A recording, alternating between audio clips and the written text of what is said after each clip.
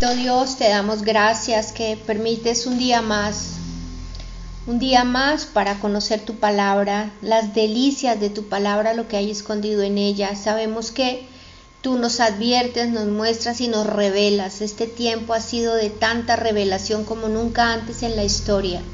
Te pedimos que esta noche sea de revelación, que sea de alimento, que sea rema para cada uno de nosotros. Para los que ya estamos conectados, para los que se han de conectar y para los que, teniendo todos estos videos en la nube, en la red, en la web, puedan verlo, porque así haces tú. Tú haces como quieres con nosotros. Bendecimos tu santo nombre. Te pedimos que nos ayudes, que conoces nuestras necesidades, conoces todas las cosas que hay en el corazón de todos y cada uno, sus dudas, sus sueños, sus angustias, enfermedades, crisis. Te pedimos que seas tú tomando todo, Señor, y ayudándonos. No son tiempos fáciles, necesitamos de toda la fe, de toda la fortaleza, de todo para ti. Te damos gracias, bendito Señor. Te pedimos que nos hables en esta noche y nos llenes de tu paz. Gracias, Señor Jesucristo. Amén. Amén. Amén. Hoy nos corresponde ver la sexta entrega del tema de las promesas de los tiempos del fin. Y esta entrega se llama Eventos finales antes de la eternidad. Necesariamente vamos a tener que repetir algunas cosas que ya hemos visto con respecto al milenio, pero es que es importantísimo tener una claridad de todos estos eventos que me temo que no muchos cristianos comprenden a cabalidad, y otros muchos tampoco ni siquiera los conocen. Es como un fenómeno de estos tiempos, una epidemia espiritual donde demasiados cristianos están muy preocupados por lo terrenal, por las cosas de aquí y de ahora, como si fueran hijos del mundo, pero están poco preocupados por la eternidad. Y yo he repetido infinidad de veces que la eternidad está a la vuelta de la esquina. En cualquier momento, cuando el Señor venga por su iglesia, se inicia la eternidad. Si es que somos muy literales, porque en realidad nuestra eternidad ya empezó. Empezó en el mismo momento en que nos convertimos por gracia del Señor en hijos de Dios. Entonces, estos eventos son continuación de nuestra vida espiritual aquí. No podemos hacer ese fraccionamiento, esa división tan radical entre lo que es material y lo que es sobrenatural, porque en realidad nosotros no somos materiales, ya somos sobrenaturales. Voy a poner un pequeño ejemplo para que veamos la complejidad y también la importancia de esto que estamos diciendo. Supongamos que por alguna razón yo me entero de lo que va a ser mi futuro. Sé que voy a estar de pronto o en un país donde voy a tener muchas comodidades y bendiciones materiales, o de pronto más bien en un país que sea como una especie de cárcel. Pues, si tomamos el segundo ejemplo, si hay una amenaza de que mi vida sea muy negativa, muy oscura en el futuro, pues probablemente no me interese saber mucho de eso. Seguramente trataré de ver cómo lo evito, pero no me preocuparé por muchos detalles. Pero en cambio, si el pronóstico que está sobre mi vida es que voy a vivir en un paraíso, en un país que es muy agradable en todos los sentidos, pues creo que es apenas lógico que yo me dedique a investigar sobre eso, a ver cómo va a ser la vivienda, qué voy a poder hacer o estudiar allá, qué clases de comidas podré disfrutar. Por lo menos a mí, en mi perfil, eso es lo que me llamaría la atención. entonces me dedicaría a investigar, a estudiar.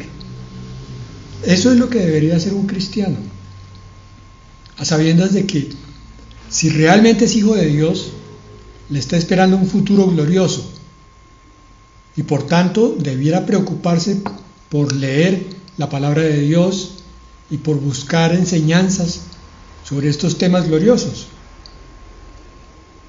Porque finalmente no hay sino dos posibilidades. Estas son cosas que vamos a vivir y a disfrutar si somos hijos de Dios verdaderos, o son cosas que vamos a sufrir si no lo somos. Y por tanto, de eso depende nuestra actitud final. Este es un tema para hijos de Dios, solamente para hijos de Dios, porque solamente los hijos de Dios están interesados en conocerlo. También son llamados hijos del reino. ¿Por qué hago esa claridad?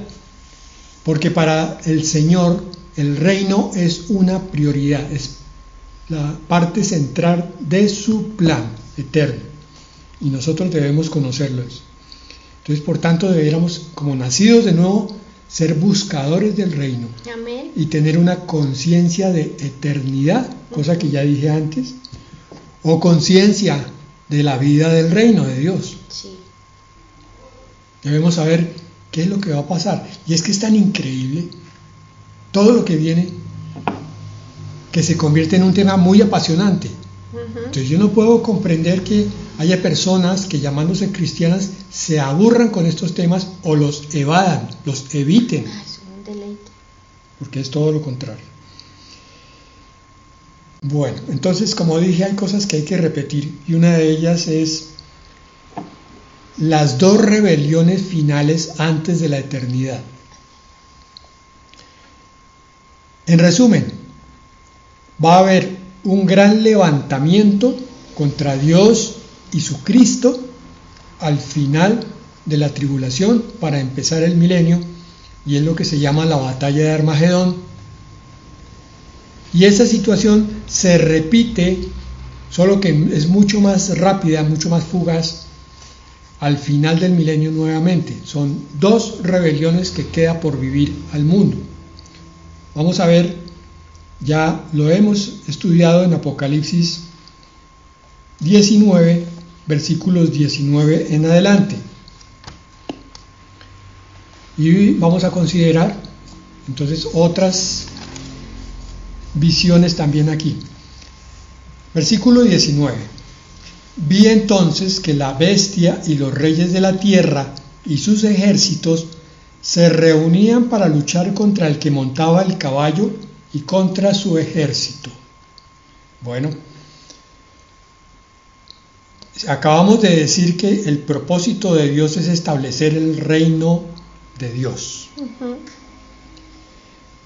Y eso implica que el propósito de Satanás es mantener una constante rebelión contra Dios y todo lo que tenga que ver de Dios. Por eso en este versículo se nos muestra la culminación de esta rebelión de miles de años. La rebelión empezó en el momento en que la serpiente habló a Eva en el jardín, continuó con la muerte de Abel por mano de Caín, y de ahí en adelante se continúa con cada corazón nuestro que no se somete a la verdad de Dios en algún aspecto. Puede que yo sea un creyente que diga así, muy bonito, el amor de Dios, la paz de Dios, pero hay una parte que no me cuadra de Dios, que es tener que comprender y estudiar de Él. Que no me cuadra de Dios es tener que ayudar al prójimo. Entonces, vamos a ver que hay muchos cristianos que viven con un aparente sometimiento parcial, pero no total. Y estos cristianos no se han dado cuenta que esa rebelión es maligna. Proviene de cuando éramos hijos de Satanás. Está descrita en Ezequiel 28, 14, pero no vamos a buscar esa palabra. De ahí en adelante se nos dice cómo fue que Lucifer, que tenía todo en su existencia, se llena de orgullo a causa de su hermosura, dice la palabra, se envanece y se rebela contra Dios, y después el plan maligno de Satanás es meter rebelión en todo corazón, inclusive de los creyentes si fuera posible, que de hecho es posible. Por eso la palabra vive exhortándonos a que el que está firme mire que no caiga. La rebelión es algo que va con nuestra carne para donde quiera que vayamos, de día y de noche. Hay muchas cosas que no nos cuadran del todo, que no nos gustan completamente de la forma como Dios nos plantea vivir bajo su voluntad. Hay muchas cosas que no nos cuadran a la lógica o a la razón o simplemente a nuestro temperamento, que es un poco brincón y voluntarioso. Y entonces parece que tomamos la verdad de Dios, pero ciertos aspectos continúan allá saltando como rebeldes. Esa rebelión es maligna, esa rebelión viene de Satanás, esa rebelión es satánica, tal cual.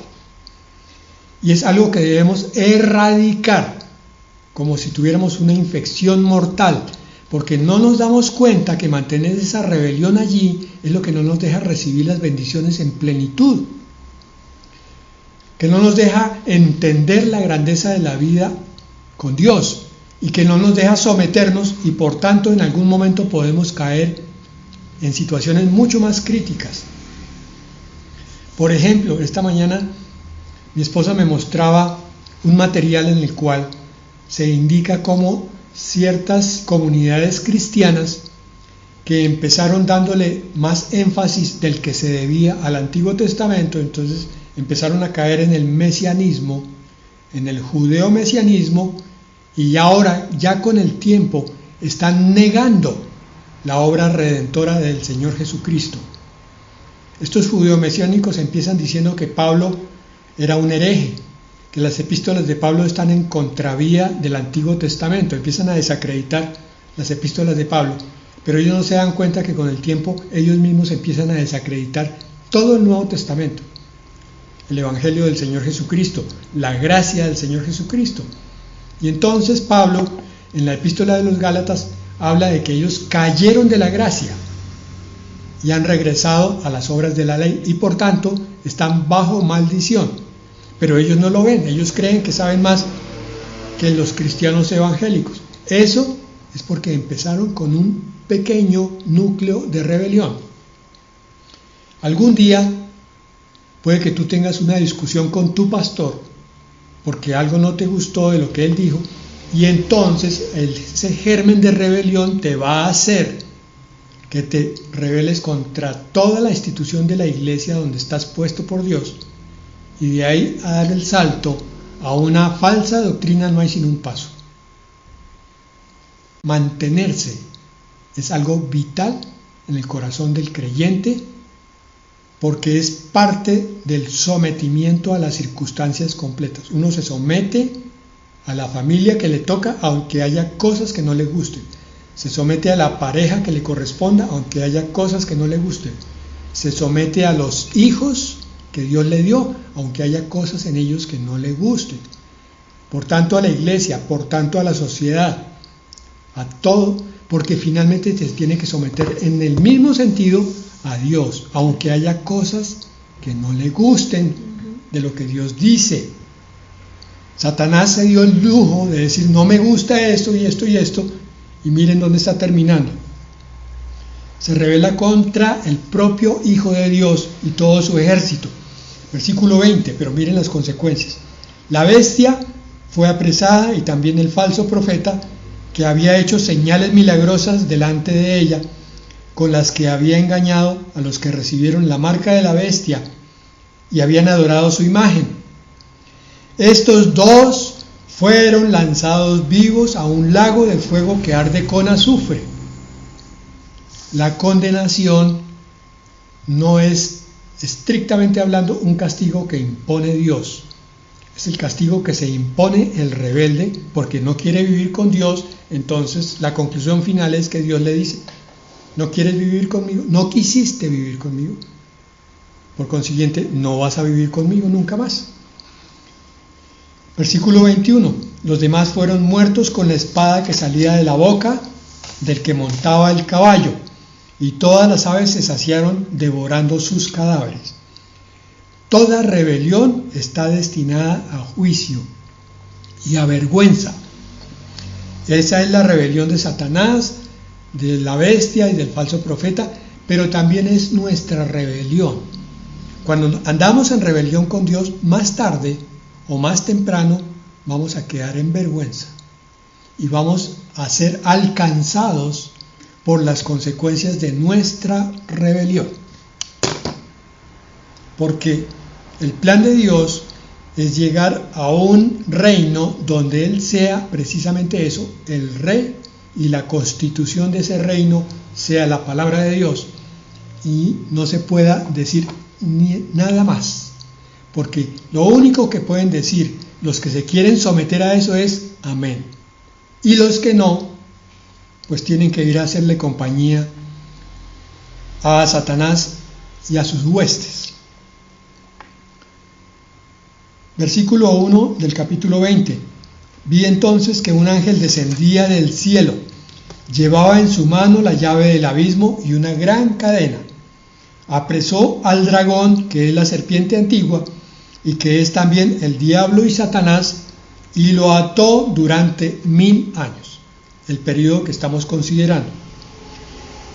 Luego lo arrojó al abismo y lo encerró y selló la puerta, para que no volviera a engañar a las naciones hasta el cabo de los 1000 años. Hermanos, miren, El engaño.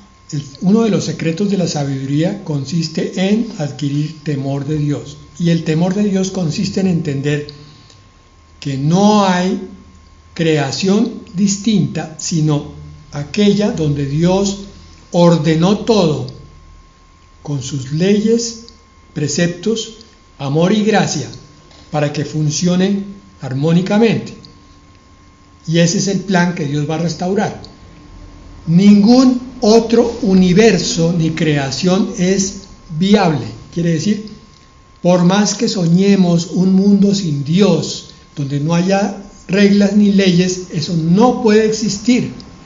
Porque si no está Dios en sí mismo, esa creación no tiene vida en sí misma, entonces se convierte en un infierno.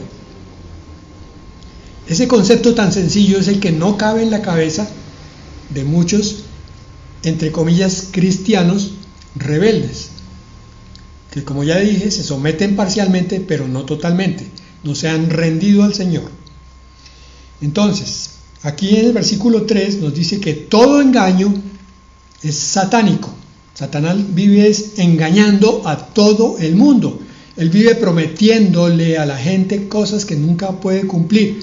Por ejemplo, les dice que podrán ser felices sin Dios, que podrán ser felices haciendo lo que se les da la gana, que podrán ser semejantes a Dios. Todas esas son mentiras satánicas. Eso no existe en ninguna parte del universo ni del no universo. Pero es que todo engaño, tenemos que entenderlo. Primero es mentira. Cuando yo digo mentira o creo mentira, estoy en el camino de la oscuridad. Cuando hago una falsedad, digo, sí, estoy haciendo esto, pero en realidad no lo estoy haciendo, estoy en el camino de la oscuridad. Y toda falsedad viene acompañada de hipocresía. Y la hipocresía está descrita como la levadura de los fariseos, que una cosa decían y otra cosa hacían. Conocían la ley al derecho y al revés, pero en su vida íntima, secreta, no la practicaban, solamente cuando los estaban viendo. ¿Cuántos cristianos estarán viviendo una vida así? Mientras están en el culto, están en el sermón, están con una actitud, pero cuando se apartan, entonces tienen otra totalmente distinta. Y no estoy hablando necesariamente de pecado. Dije que demasiados cristianos están interesados hoy en día en las cosas de este mundo y muy poco en las cosas eternas. No están estudiando, no están leyendo, no están comprendiendo, no están teniendo revelación de eternidad. Entonces se nombra un tema como este y muchos entran en conflicto y no quieren oír. Toda mentira, toda falsedad, toda hipocresía y toda apariencia de verdad no tendrán sitio en el reino de Dios, porque el reino de Dios es el reino de la verdad. Tenemos que aprender a ser de una sola pieza delante de Dios, tal como decimos, pensamos, hacemos. Bien, a continuación entonces viene el juicio a las naciones, que es precisamente una de las culminaciones de esta iniquidad. Ya hemos visto estos temas, yo lo sé, pero estamos repitiendo para aclararlos. Aquí empieza el milenio, lo estuvimos viendo la semana pasada, pero hoy quiero hacer énfasis en el cogobierno que el Señor va a permitir en nosotros. Sé que es un tema que estresa a muchos cristianos, porque muchos cristianos no conocen la palabra, no han estudiado el tema a fondo y tampoco se están comportando con compromiso delante de Dios. Entonces dicen, pero yo ¿cómo voy a gobernar a alguien? Versículo 4 del capítulo 20 en Apocalipsis. Vi entonces unos tronos y sobre ellos estaban sentados los que recibieron la autoridad para juzgar. Para juzgar. Vamos a ver que nosotros tendremos parte en varios juicios. Así es. Por eso es que tenemos que aprender a ser justos ahora y a emitir conceptos justos. No lo que a mí me parece, no lo que me emociona, sino lo que dice la verdad de Dios. Por tanto, tengo que conocer la verdad de Dios. También vi las almas de los que fueron decapitados por causa del testimonio de Jesús y por la palabra de Dios. Ellos son los que nunca adoraron a la bestia ni a su imagen, ni aceptaron jamás llevar su marca en la frente ni en las manos. Y estos volvieron a vivir y reinaron con Cristo durante 1000 años. ¿Qué es lo grave de la marca de la bestia? Alguien dirá, pero ¿por qué Dios va a castigar por solamente una marquita? No, hermanos, es que no es solamente una marquita. Es que la marca de la bestia es el símbolo de la aceptación de los medios de este mundo. Como el anticristo va a poner a la gente a pasar hambre y solamente le va a dar alimento a aquellos que estén marcados, les va a permitir comprar y vender solamente a los que estén marcados. Y como el amor de esta gente es tan grande por las cosas del mundo, por la comida, por las cosas materiales, por la apariencia, por la moda, por los carros, por todo eso, No incomodarse. entonces se dejan marcar. Para no luchar espiritualmente, ceden moralmente y se dejan poner la marca. Y eso es idolatría. Y ese es el sentido entonces del castigo sobre la marca. Algunos van a decir, pero ¿qué es lo que tanta discusión hay ahora en esa terapia que se está aplicando en el brazo? Porque unos dicen que sí y otros que no. Hermanos, eso está claro, eso no es la marca de la bestia. Pero también lo que tiene que quedar claro es que muchos de los que acepten, cristianos, que acepten esa terapia, esa inyección, es que en el fondo están llenos de miedo porque no creen en Dios, o en el fondo están buscando demasiadas cosas materiales, de este mundo estoy diciendo, y no del mundo eterno. Sí, seguro que va a haber uno que otro obligado, no tenía ninguna otra opción, de acuerdo, pero yo estoy hablando de las mayorías que fácilmente se pliegan a las condiciones que pone Satanás. Ese es el problema.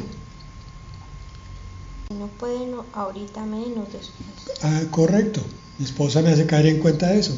Si muchos ceden a sabiendas de todos los problemas que tienen estas terapias hoy en día, imagínense qué será cuando esté el anticristo amenazando la vida. O se coloca la marca o lo decapitamos. No, la marca. Entonces, es un cristianismo tan opaco. Versículo 5. Esta es la primera resurrección, pero los otros muertos no volvieron a vivir hasta que se cumplieron los 1000 años. Versículo 6, importantísimo. Bienaventurados y santos, benditos y apartados del mundo, sacados del mundo, son los que tienen parte en la primera resurrección, pues la segunda muerte no tiene poder sobre ellos. La segunda muerte es el infierno. Al contrario, serán sacerdotes de Dios y de Cristo y reinarán con Él durante 1000 años. Sacerdotes y reyes. Los que han leído Apocalipsis recuerdan que en el capítulo 1 se decía del Cordero de Dios que Él nos había hecho reyes y sacerdotes para su Dios. ¿Qué es un sacerdote? Primero, el sacerdote es una persona que empieza a vivir en función del sacrificio. Sabe que hay que llevar sacrificios a Dios, pero su vida también tiene que ser vida de sacrificio. Entonces, abandona muchas comodidades para empezar a servir a Dios. Y lo que aquí nos está diciendo es que los creyentes de Dios tienen que llegar a ser sacerdotes. Por tanto, tienen que olvidarse de sus comodidades terrenales, de sus anhelos y apetitos, para empezar a servir a Dios como Dios dice. Por ejemplo, un pastor tiene que sacar de su tiempo para estudiar, para preparar el sermón, la palabra, para preparar la enseñanza, vivir con la carga de sus propios pecados y ayudar en la carga de los pecados de los demás, ayudar con sus propias limitaciones, en el sentido de ponerlos en la conciencia para que el Señor dé su solución, y fuera de eso, ir a las limitaciones de los demás, no uno, ni dos, ni tres personas, sino todos los que lo busquen, y ayudarlas a ellos. Y el propósito de ese sacrificio, de ese sacerdote, es acercar a Dios a la tierra, o sea, ministrar de Dios, mostrar de Dios a todos los necesitados. Tenemos que aprender a ser sacerdotes como creyentes. Tenemos que aprender a servir a los demás. El cristiano no es una persona cómoda que solamente oye y no hace. El hacer, el llevar el mensaje, el orar por otros, el alabar a Dios delante de otros es parte de la rescate, de la redención que Cristo está haciendo en esa alma por cuenta de un testimonio de un sacerdote. Y rey es el que abandona también su propia vida para guiar las vidas ajenas. Estamos hablando de los buenos sacerdotes y de los buenos reyes, porque los hay malos. El mal rey solamente quiere tomar posesiones para tener control, poder y dinero. Y muchos sacerdotes también quieren hacer lo mismo, solamente apacentarse ellos mismos. Pero el buen rey se preocupa por ser justo, por aprender la justicia, por tomar decisiones correctas, por eso busca consejeros, tiene un consejo de ministros, para que sus decisiones sean para beneficio de su pueblo. Amén. Entonces, el sacerdote y el rey son dos dignidades impresionantemente altas, generosas y de servicio. Y a eso es que ha sido llamado el creyente. Ya somos reyes y sacerdotes para el Señor. El énfasis aquí no es tanto en la dignidad que llegamos a tener, porque es tremenda dignidad, sino más bien en lo que el Señor nos está enseñando en el hecho de ser como Él es. Él es rey y sacerdote.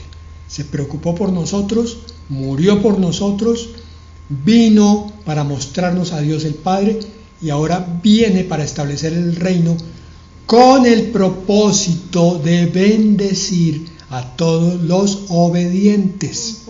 Sigue siendo propósito general. Perdón, y más, quería decir, sigue siendo propósito generoso de parte de Dios, propósito de gracia.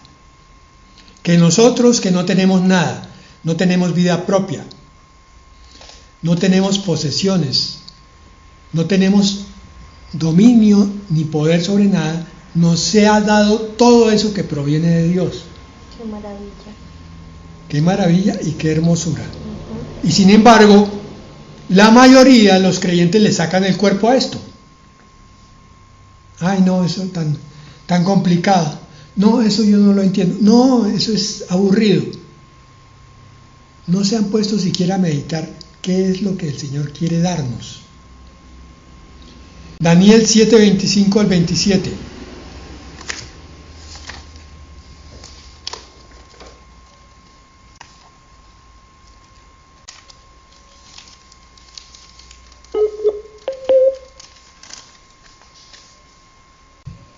Blasfemará contra el Altísimo, y aquí se está refiriendo al Anticristo, y quebrantará a sus santos, y hasta intentará cambiar los tiempos y la ley, pues le serán entregados durante un tiempo y tiempos y medio tiempo.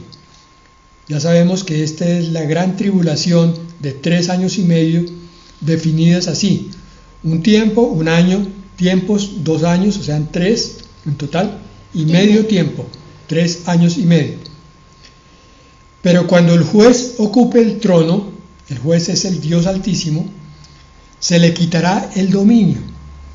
Ahora viene el juicio de las naciones y lo que estábamos viendo en Apocalipsis, que es el encadenamiento de Satanás. Y será destruido y arruinado hasta el fin. Está hablando del Anticristo y de Satanás. Y miren el versículo 27. Entonces, una vez que Satanás esté encadenado, se dará al pueblo de los santos del Altísimo, nosotros, el reino y el dominio y la majestad de los reinos bajo el cielo. Reyes sobre todas las naciones de la tierra. Y su reino será un reino eterno. Este reino milenial es el preludio del reino eterno. Y todos los poderes le servirán y lo obedecerán. La característica del reino de Dios es la obediencia irrestricta. Y el que no obedezca en el milenio, inmediatamente será castigado. Y la rebelión final de Satanás, cuando sea soltado al final del milenio, será castigada también inmediatamente con fuego. En la Nueva Jerusalén, que es la eternidad, ya el establecimiento definitivo del reino de Dios, ya no habrá desobediencia. Por eso dice aquí, todos los poderes le servirán y lo obedecerán. Toda rodilla se dobló en el nombre de Jesucristo y toda boca confesó que Jesucristo es el Señor.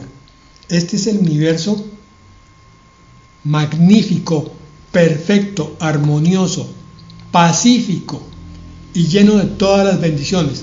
Es la única creación, el único universo que funciona, donde Dios manda y todo el mundo obedece. Amén. A ver si aprendemos la lección nosotros, antes de llegar allá. Aprender a obedecer en todo, en forma irrestricta a Dios. Muchas veces Dios está queriendo hablarnos, pero no nos habla porque sabe que somos desobedientes. Sabe que si nos va a hablar, lo vamos a desobedecer. Nos quedan pendientes cosas de este final del milenio que vamos a ver la próxima vez. Vamos, por tanto, a orar. Ay, papito Dios, cómo es de hermoso entrar en tu palabra. Ayúdanos a entender la maravilla de lo que nos espera contigo, Señor. Ayúdanos también a no menospreciar tu palabra y el llamado tan lindo, tan maravilloso que nos hiciste, Padre. Vamos a reinar contigo debajo de todo el cielo. Señor, somos tu pueblo santo, Señor. Y es un reino eterno, Señor, y todos los dominios van a ser para ti y para tu esposa, la iglesia, Señor. Qué regalos más hermosos. Con razón, Satanás hace todo aquí en la tierra para tener distraída a la humanidad en entretenciones, en cosas materiales, en distracciones, en juegos, en cuanta cosa, para que no te busquemos, Señor.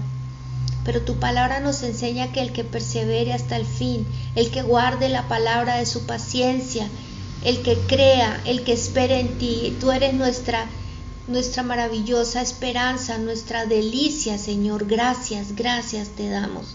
Ayúdanos a compartir de esto, que no queda, como decía el pastor, que no estemos aprendiendo siempre y no demos testimonio y no compartamos a gente que no conoce de estos tesoros, de lo que tú nos das, que eso podamos dar. Bendecimos a todos aquellos que oyen hoy esta palabra y la comparten y la esparcen, Señor, a donde hay tanta necesidad en estos tiempos. Te damos gracias, bendecimos tu santo nombre y guarda en nuestro corazón todas estas promesas. Gracias, bendito Señor, tuya la gloria, la honra y el honor. En el nombre de Jesús. Amén. Amén.